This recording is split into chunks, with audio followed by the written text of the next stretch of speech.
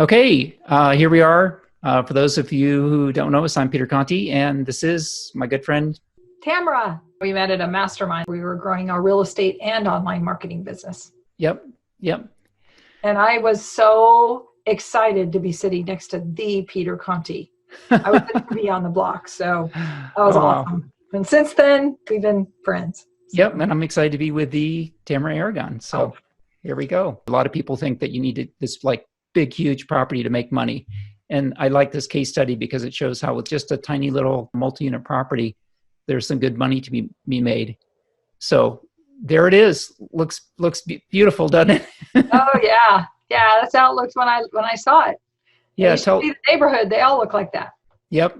So doesn't look like that much, but let's see what it turned into. It gets more exciting as we go on. Stick with us here.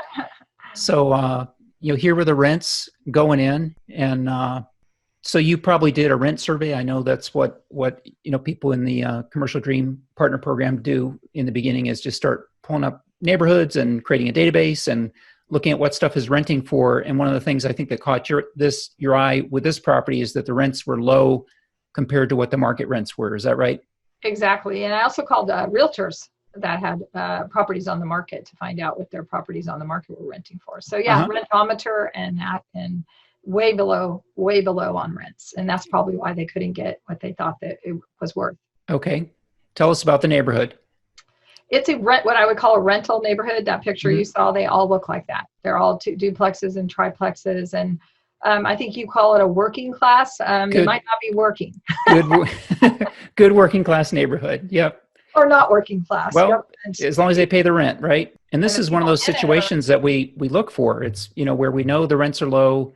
But I guess the owner was worried that they were going to feel like they were kicking them out if they got the rents up. Yeah, it's an elderly couple in one, and it's their cousin in the other, and they just couldn't bring themselves to raise the rent. But yet the roof, which needed to be replaced, and they didn't have the money for that, and they had some personal problems that I won't need to get into, that they just couldn't handle another thing. So They were just ready and excited that somebody was willing to not kick their family out and work with their family to stay and fix up the place. Okay, awesome. So one of the first things we do with a property like this is we pull up the commercial cheat sheet. And the fun thing about this is there's just two things that you need to pop in. And let's see if I can show you here. This had 3 units at $650. And that's all you do. You put a 3 and $650, and then it does all the math and calculates the value for you. It shows up down here. And this is using Peter's rule of thumbs, but we use this to look at a property within 30 seconds or less to just say, what's a quick ballpark if we even just used a 6 cap, what would this thing be worth with the existing rents? And then we can punch in the pro forma or the market rents and see what the upside is.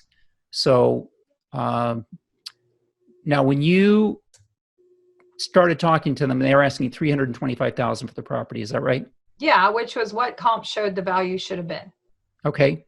So when we punch this in here, some people would say, well, wait a minute, that looks like a low value based on the rents. Why were you even interested in this? And one of the things that you'll learn as we go through these deals, if you haven't already, is that we're always looking for the deal within the deal. What's wrong or what can be changed with this property? And one of the simplest things to change is find a property with low rents and go in and increase the rents. So Tamera, doing your magic. I know you're great with people and connecting and just being patient and finding a way to help people out. You got them all the way down to $258,000. Is there a story behind that, or is that just persistence? Yeah, and it was so low that I've never had this happen. The appraisal for the county, the appraiser called me, and I didn't know they had to do this to set the property taxes on the property, and wanted to make sure there wasn't a typo, and that I really did only pay $258 because he couldn't find anything even close to that price. That was okay. Well, that lets you know that we've got a good deal here, right? Yep. So then we use the Platinum Form software. This is a tool that we use once we get into a deal. We use the commercial cheat sheet to take a quick look.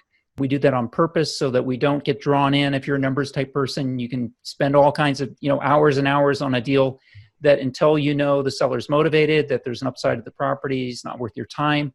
That's why we use the cheat sheet first. Then we use the Platinum Form. and we jump in here and start punching some numbers and stuff in here. And this did not look very good going in. Cap rate less than 5%, but let's see what we can turn it into. One of the first things that we did with this property was fixing it up to rental condition. Do you want to just share briefly what that means, Tamera, for someone who's not familiar with fixing up a rental property versus fixing up a home that you would live in or fixing up a house that you're going to flip? Yeah, I just make it nice and clean and livable, basically. It doesn't have to be granite countertops, definitely safe. We updated the roof, we painted the outside, we make sure all the fencing was up, got rid of all the garbage, went into the houses, replaced some flooring and paint, and they really were not in very good shape when I bought it, and the roof was in very bad shape. Yep. So that was so that's what we did, and that's basically what it looks like now versus that first picture. So then, if you recall, the rents were at $650, and this is kind of a work in progress. I don't know how well you can see that on your screen or if you're watching this video, but we've got on the Platinum form here the rents for all three of the units up to $1,350 a month. Mm-hmm. So, do you want to give us the quick overview of the progression to getting there? And it's still kind of a journey underway. Yeah, so I immediately I had to give 60 days notice per our local ordinances. Within 60 days, they had rents of $1,100. And now I just upped one rent to $1,350, and the others are going to have to follow to get them at what is considered today market rent.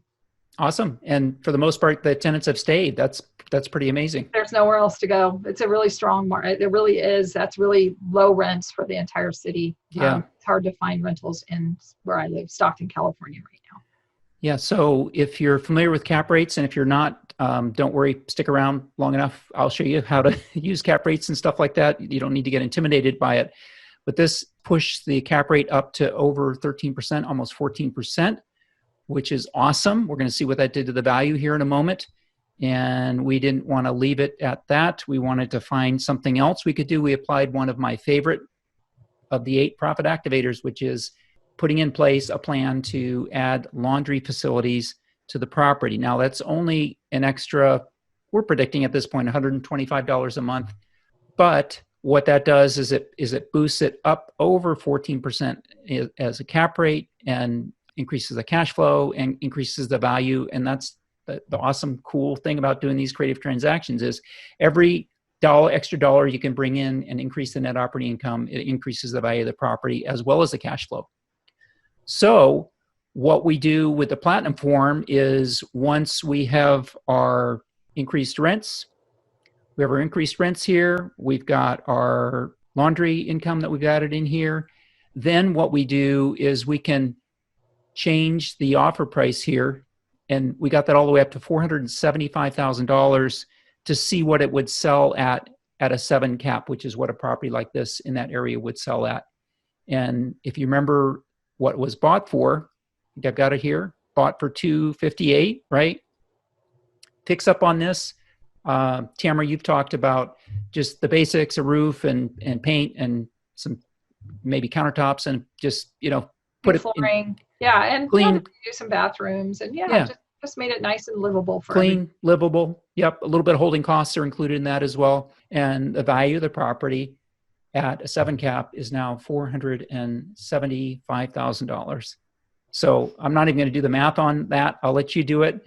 But the cool thing with these properties is then you can decide what you want to do it. When you get something like this that has value, what are your options? Well, one of them is to flip it right away if you want to make some quick money, either using an assignment contract or going in if you did have to hold it for a little bit of time and maybe use some investors' money and then flip it to someone else. I think that falls in that category as well. You can do what we call the investor split.